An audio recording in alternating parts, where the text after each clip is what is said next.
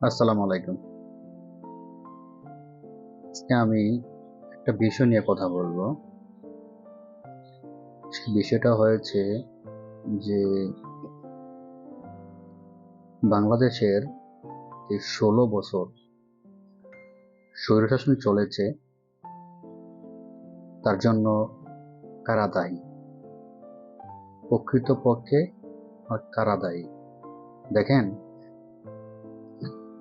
আহ শেখ হাসিনাকে কিন্তু আপনার 2008 সালে পাবলিক ম্যান্ডেট দিয়েছিল, কিন্তু সেই একবার নির্বাচনের পরে সে কিন্তু ধরেন পরপর 3বার নির্বাচন করে থেকে গেছে। এখন প্রশ্ন হলো, যেহেতু আমরা 2014 নির্বাচনে আমরা কেউ ভোট দিতে পারি নাই, অর্থাৎ সে বিনা প্রতিদ্বন্দ্বিতায় 153টা আসনের উপর নিয়ে সে সরকার গঠন করে ফেলেছে। প্রশ্ন হলো, এই যে সরকার গঠন করলো তার জন্য কে দায়ী? পাবলিক? না,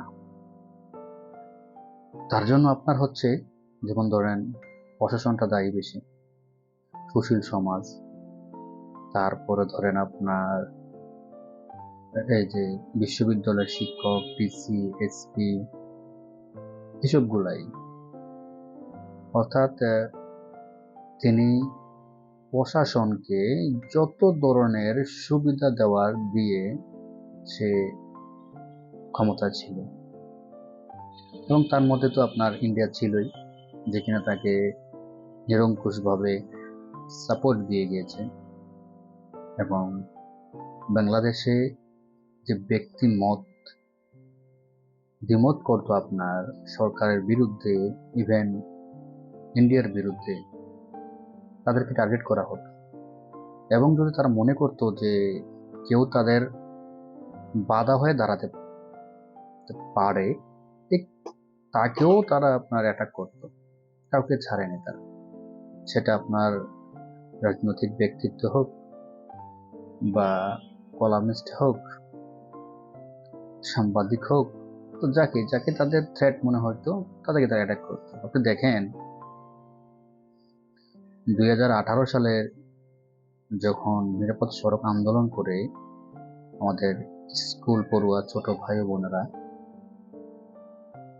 তাদেরকেও কি পরিমাণ অ্যাটাক করছে ছাত্রলীগের কর্মীরা, লীগের কর্মী আপনার, তাদের উপর কি অ্যাটাকটা করেছে, যা মিডিয়াতে আছে, সবাই দেখেছে।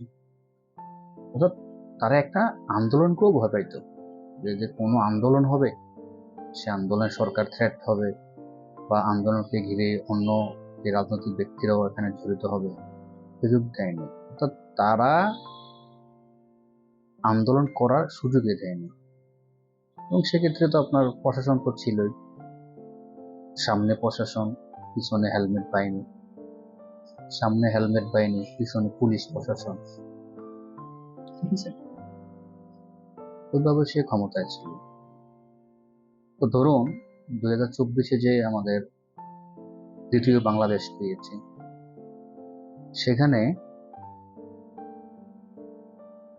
মুষ্টিময় আমি ধরে, যদি বাংলাদেশ থেকে নেতা কর্মী ধরেন 10,000 পালিয়েছে, বেশি হবে, 10,000 পালাইছে, বড় বড় এমপিরা পালাইছে, আর নেতা কর্মী ধরেন 10 থেকে 15,000 পালাইছে বা চলে গেছে, দেশে নাই তারা। কিন্তু আপনার 2008 সাল থেকে শুরু করে 2024 সাল পর্যন্ত শেখ হাসিনার আমলে যে ডিসি, এসপি, ওসি, সচিব হয়েছে, তারা তো দেশেই আছে।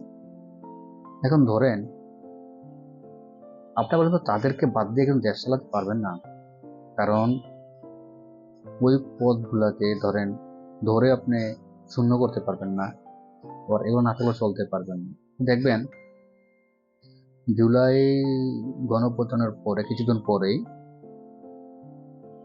সরকারকে কিন্তু আপনার পুলিশ সাপোর্ট করে না, অর্থাৎ প্রশাসন কাজ করে না, ঠিক মতো কাজ করে না। তো এই যে সিস্টেম, যে আপনার ভঙ্গুরত সিস্টেম, আপনি কোথায় যাবেন? বিচার বিভাগ নাই, নির্বাহী বিভাগ নাই, আপনার নির্বাচন বিভাগ নেই, সবকিছু ধ্বংস। আমার দেশের প্রতিটা সেক্টরে ধ্বংস হয়ে গিয়েছে। ঠিক আছে, সুতরাং এখান থেকে আমাদের উত্তরণের জন্য সময় নিতে হবে, কাজ করতে হবে। যারা শেখ হাসিনা তোষামোদী করেছে, অতিরিক্ত তোষামোদী করেছে, সবাই তো আর করে নাই, প্রশাসনের সবাই তো আর সুবিধা পায়নি, মুষ্টিমেয় কয়েকজন পেয়েছে। যারা পেয়েছে আইডেন্টিফাই করে তাদেরকে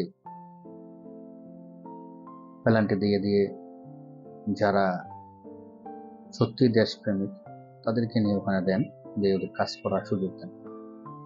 তো দেখবেন দেশটা খুব সুন্দর আগাবে।